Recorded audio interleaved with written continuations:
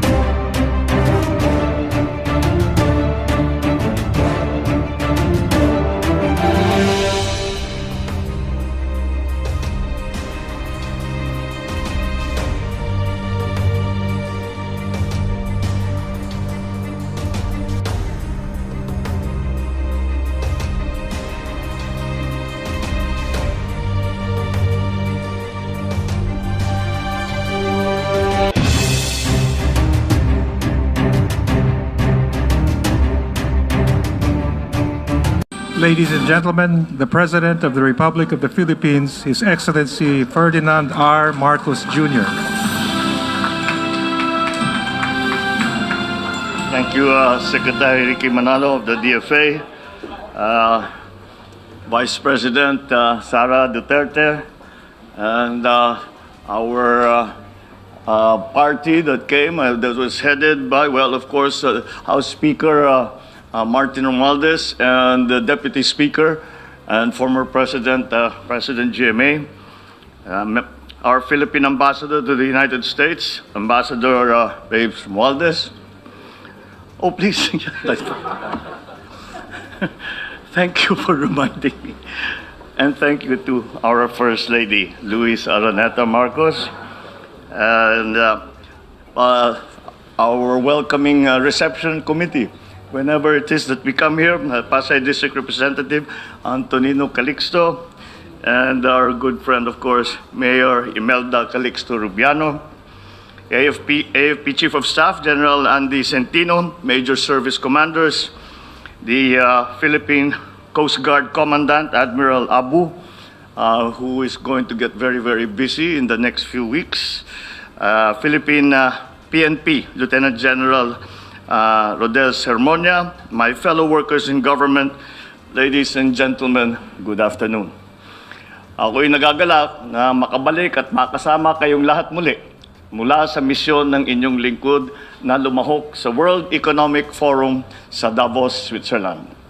International engagement and outreach with our global partners in government, in business, international and civil organizations, and the academe form an important cornerstone of this administration's security, economic, and people-centered development agenda.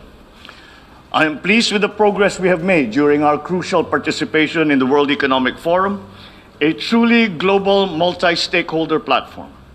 The trip has yielded beneficial outcomes relative to new trade and investment opportunities and key partnerships forged to support our development program, a better appreciation for Filipino workers and professionals, and the promise of increased levels of cooperation with various countries around the world. This trip is fairly unique as for the medium to long-term goodwill and interest we have generated for our country, our enterprises, and our people. Through the multi-stakeholder platform provided by the World Economic Forum, the Philippines is able to articulate and exchange views on pressing issues that impact on the lives and livelihood of all Filipinos. Our WEF engagement has enabled the many leaders and experts in government, in business, civil organization, and in the academe that were in attendance to receive the good news that the Philippines is leading economic recovery performance not only in the Asia-Pacific but also in the world. That the Philippines is not only driving economic growth, we are also helping mend the fissures that have fragmented the world of late and doing our part to avert economic crises. We shared our insight and experience in being a resilient, hardworking people, uniting in adversity and looking out for each other in crisis. And for this, I thank you.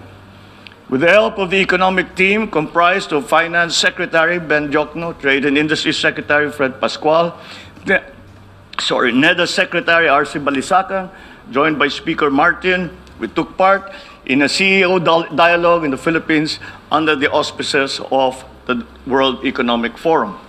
You will notice, of course, that Secretary Ben Jokno and Secretary R.C. Balisacan are not with us as they had remained to follow up meetings that were not scheduled but had become scheduled after we had met with the different economic leaders and political leaders in Davos. I also drew attention to the Philippines' work across trade and investment, monetary and fiscal policy, food and energy security, climate action, structural reforms, digitalization, public-private partnerships, health, nutrition, education, and other social services. I highlighted this administration's policies, including the Philippine Development Plan, the 8-point socio-economic agenda and various other policies and legislations that spotlight the economic reforms of the Philippines that have led to our sustained growth, even post-COVID-19 and amidst the current global economic downturn. I also discussed our budget strategies, policies, programs, and projects for climate-resilient infrastructure and our flagship Build Better More, and our active policies to our public-private partnerships and other forms of collaboration in infrastructure. All this work is toward the fulfillment of a resilient, inclusive, and sustainable infrastructure ecosystem for the Philippines. I took the opportunity as well to consult with our friends and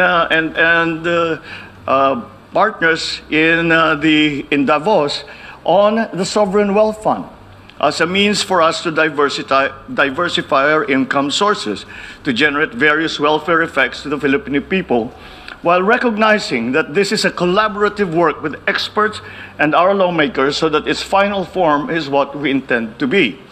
And that discussion about the Sovereign Wealth Fund, the Maharlika Fund, was an interactive one, wherein not only did we present our ideas on what the fund should look like, but we asked them, what do you think would be most advantageous for the Philippines so as to allow the potential investments that you are thinking about bringing to the Philippines, and how the fund would be best designed to service that investment. I opened the panel session on moving towards nutrition security, where I discussed some of the efforts and goals that we have set to achieve food and nutrition security, and had provided ideas on how the global community can cooperate to expedite and ensure that our efforts remain effective.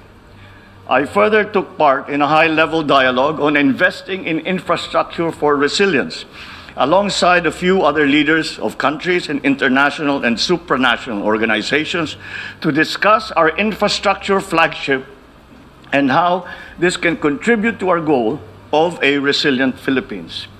I met with the World Economic Forum founder and chairman emeritus, Klaus Schwab, who has become a dear friend of the Philippines, and we discussed partnerships and collaborations to help the Philippines sustain equitable and inclusive growth and provide for a better quality of life for Filipinos. I met with world leaders to discuss how we can further cooperate to ensure that lasting peace and prosperity for all are on the horizon. I had the opportunity to meet and exchange views with a few leaders of countries and organizations, such as WTO Director Ngozi Okonjo-Iweala, World Bank Managing Director for Operations Axel von Trotzenberg, IMF Managing Director Kristalina Georgieva, and former UK Prime Minister Tony Blair, to align and agree to push for common priorities and support for the multilateral trading system to benefit all. The process that we undertook, really, in Davos was not simply to highlight the new situation, the new economic situation, the new policies, and the new concepts that we are promoting in the Philippines today, but also to learn from the world leaders and the world economic leaders what part the Philippines can play in this fragmented world. That was the main theme in this entire forum, is how do we bring back cooperation in a fragmented world? And we are seen to play a part in that, and especially as a member state of ASEAN and as a leading economy in Asia. I was joined by leaders from the Philippine business community. We took part in several activities to help promote partnerships with our private sector economic leaders. I met with key executives of companies such as DP World, Glencore, Morgan Stanley, who incidentally is going to be now, because of investor confidence, is going to open an office here in the Philippines. The business meetings held promise of new investments in many of our economic sectors, including mining, processing, digital solutions, logistics, telecommunications, renewable fuel, amongst others. And will enable our companies to participate deeper in global value chains. Finally, as ever, no visit will ever be complete without meeting our countrymen in Switzerland and the surrounding areas. We were serenaded, to our great surprise, by a young man by the name of Ivan Mendoza, grand finalist of The Voice of France, who astounded everyone, ourselves included, who showcased how Filipino talent is truly world-class and served as another shining example of how all Filipinos are individual ambassadors of goodwill in their own right. We will now be working to consolidate and develop these contacts and discussions that we have begun. The measure of success will be how much of this we can bring to fruition. That process has begun, and we will continue until we see the final results of these endeavors. Maraming salamat po sa inyong lahat at magandang hapon po.